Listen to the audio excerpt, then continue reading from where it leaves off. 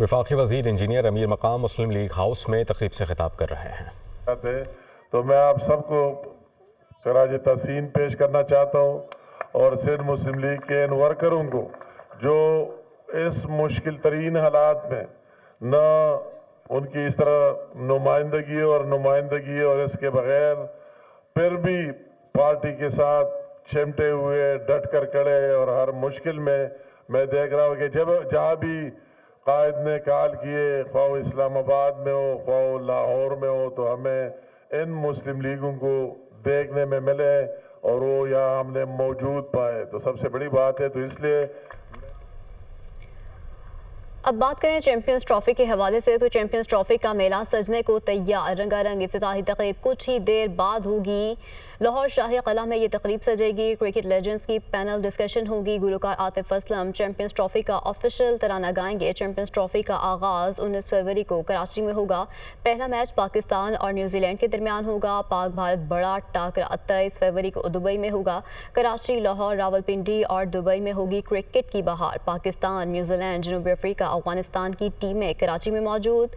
بنگلہ دیش اور بھارت کی ٹیمیں دبئی پہنچ گئیں۔ بھارت کا پہلا میچ 20 فروری کو بنگلہ دیش سے دبئی میں ہوگا۔ پاک بھارت ٹاکرے کا جنون سر چڑھ کر بولنے لگا۔ چیمپئنز ٹرافی میں پاکستان اور بھارت کے درمیان میچ کے اضافی ٹکٹس 1.5 گھنٹے میں فروخت ہو گئے۔ ICC چیمپئنز ٹرافی کے دبئی میں ہونے والے میچز کے اضافی ٹکٹ حاصل کرنے کے لیے شائقین کی دلچسپی عروج پر ہے۔ بھارت اور پاکستان کے درمیان میچ کے ٹکٹس کی کم سے کم قیمت 500 درہم تھی۔ میچ کی سب سے مہنگی ٹکٹ 5000 درہم رکھی گئی۔ میگا ایونٹ کا سب سے بڑا مقابلہ پاک بھارت ٹاکرا 23 فروری کو دبئی میں ہوگا۔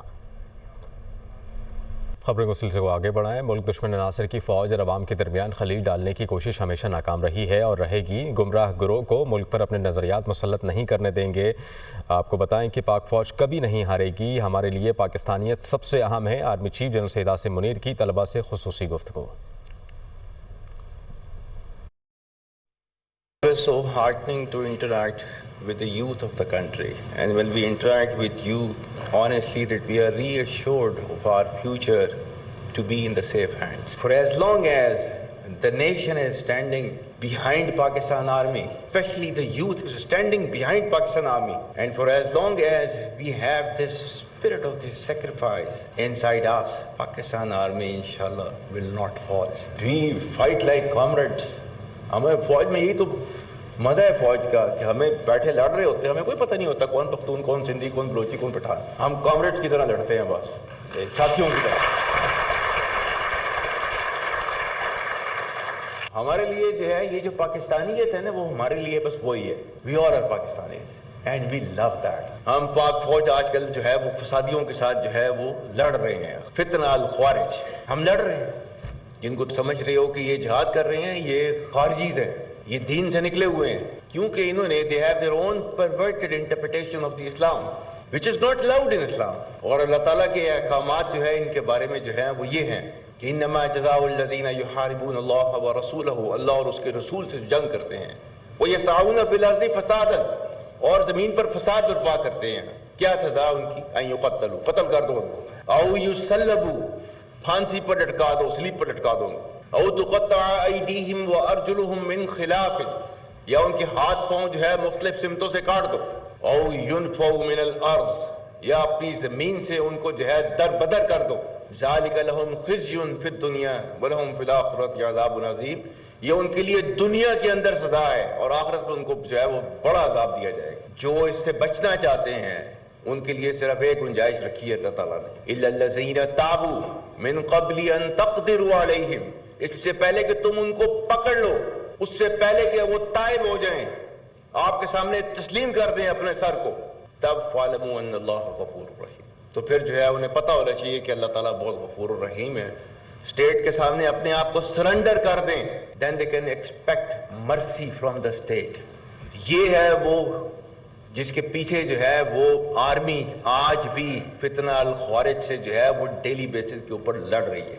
We don't agree with their interpretation of the religion۔ اسلام وہ مذہب ہے دنیا کے اندر سب سے پہلا مذہب، اور جس نے جو ہے وہ عورت کو جو ہے آسمان کے اوپر جو ہے پہنچایا، اس نے عزت دی، اس نے whether she is a mother or she is a wife or she is a sister किसी भी रोल में मैक्सिमम पॉसिबल जो है वो रिस्पेक्ट जो है वो आपके रिलीजन ने दी है औरत को. तो who are you to take it away today? Who are you? Who has given you this authority? Nobody can take it away. We will never ever allow this kind of perverted group to impose its values onto our country.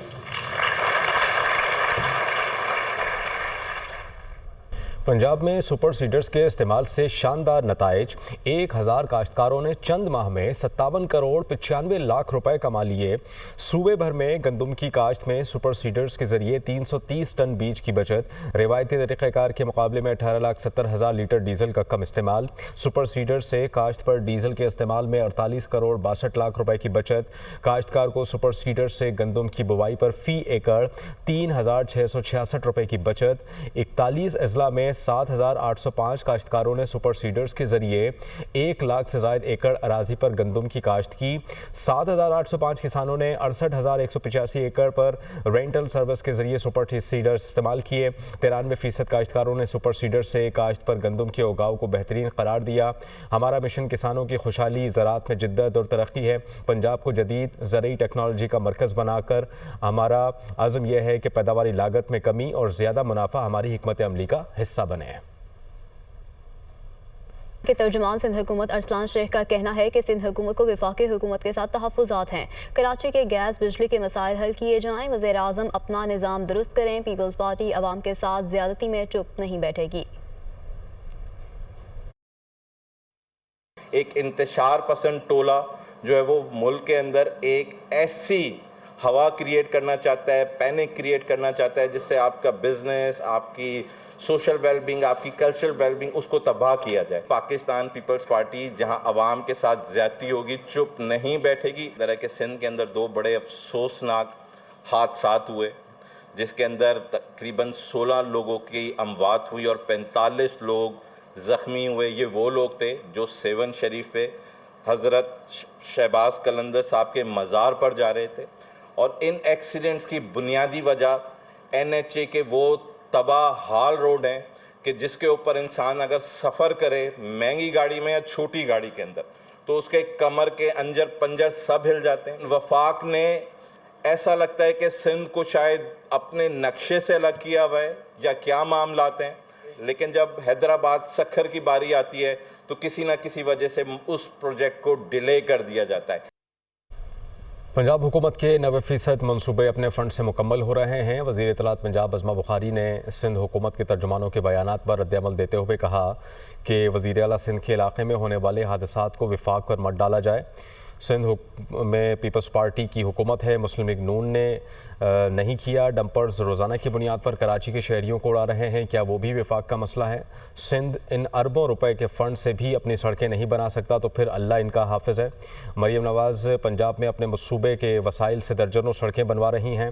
कारकर्दगी अच्छी हो तो काम बोलता है, जैसे मरीम नवाज़ का काम बोल रहा है.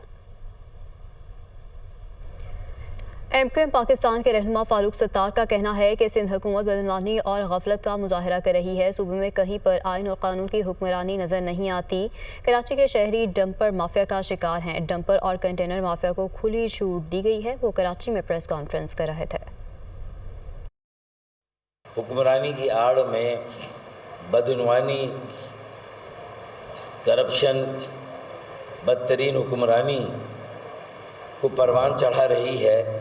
कहीं पर कोई ना आइन की हुक्मरानी नज़र आती है, ना कानून की हुक्मरानी नज़र आती है.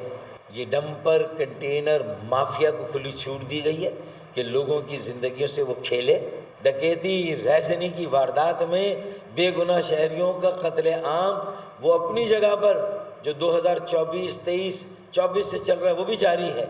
MQM को घसीटा गया था एक लसानी फसादात की तरफ, जो कि MQM की पॉलिसी नहीं थी.